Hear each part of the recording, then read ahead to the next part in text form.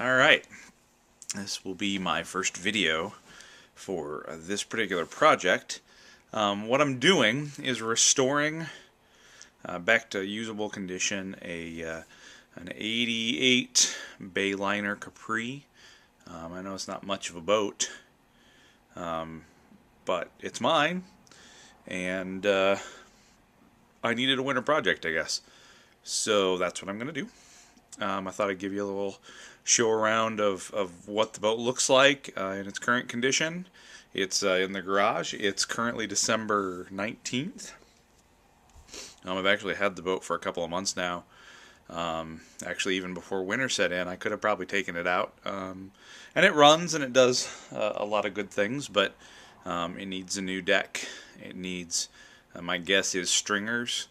And reupholstery, and those are the primary jobs over the winter. I'm hoping that the motor mounts are in good shape and the transom is in good shape. I don't have any reason to believe they're not, but we will check them once we get down in there. And we may do a little changing of the seating situation, but I don't know. That's up to the wife and I. So I'll give you a quick tour. Here we are. We'll start with the cockpit here, the control station, pilot station. Everything's all there, although all the switches over here, last I played with them, not all of them work. All the gauges do work, everything lights up. The control stick is electrical taped on, but everything works on it, trim, neutral, everything. Moving to the back of the boat, here's the engine. It does have an OMC Cobra out drive. This appears, at least from the cover here, to be a Ford engine. As you can see, it's not badly rusted. It's actually in pretty decent shape. Starts right up. Runs pretty well. I'll try to get some better light when we get actually into some detail here. Battery. Currently, being as how it is winter in the middle of Illinois, I do have a heater sitting in here just to keep the area around the engine warm. I did not do any winterizing on the engine yet, although it was never de-winterized. I did run it a couple of times on the muffs, so there could be some water in there. So just to be safe, I'm keeping it warm. You can see my upholstery issues. This is probably the worst of it here on this cover. The cover is also currently not attached. The hinge is completely loose. So that's on the list of things to repair. Probably put some new wood there. We'll move around back up the front of the boat. You can see that stuff like this is apparent throughout the whole boat. And that's the reupholstery part. Again, the cockpit. Windshield's in decent shape, though some of the trim could use some paint. Again, the upholstery's not real good in the front. Pardon some of the junk, of course, being in the garage. It sometimes ends up as just a collector of stuff. Got a fish finder. Well, it's an older style fish finder, but it works. There's a spot for the CD player and radio, which also works.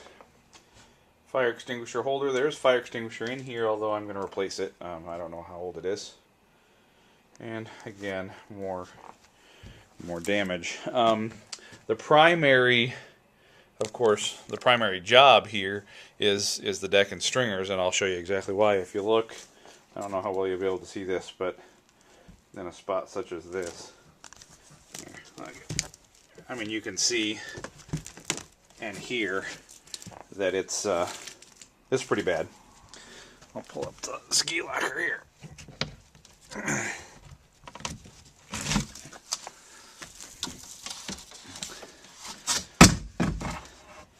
And there is water standing in the ski locker. As you can see, let me see if I can pull some light over here.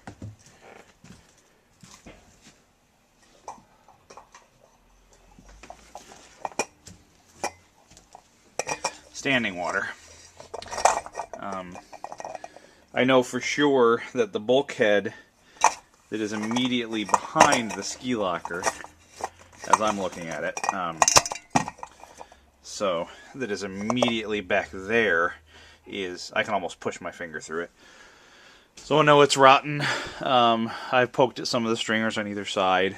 They're pretty rotten. So that's kind of what we're doing. I didn't really pay anything for the boat. I guess technically I paid $1,500 for the boat. But this all started a long time ago with a motorcycle project. Bought a bike that wasn't running for, I think, $150. Sold it for $750 to pay for and buy my father's old Goldwing when he bought a brand new one. So I bought that Goldwing for $750. Got it running perfectly again. Well, not quite perfectly, but pretty close.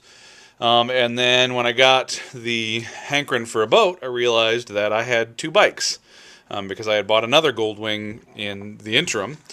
So I decided, let's sell the older of the two bikes and buy a boat. And so in essence, this boat started out at about $150. So I paid $1,500, which was what I sold the bike for. Actually, I sold the bike for a little bit more than that. But that's kind of the project. I'll give you kind of a tour of the garage here. I do all kinds of stuff. I brew in the garage, so they've got lots of power. There's the Goldwing I have left. The door. I'm sitting up pretty high again. There's my brewery. All my shelving. It's a mess, without a doubt. Tools, girly calendar, fermentation chest, and kegerator sitting right there. So there it is. Let me lean over and show you the outdrive while I'm here. There's the outdrive. Again, you see it's an OMC and it's Cobra. Everything on it functions perfectly as it stands right now. I've had the thing running, again, as I said, on muffs. It shifts, it turns, it does all that kind of stuff. So the engine's not really what I'm worried about.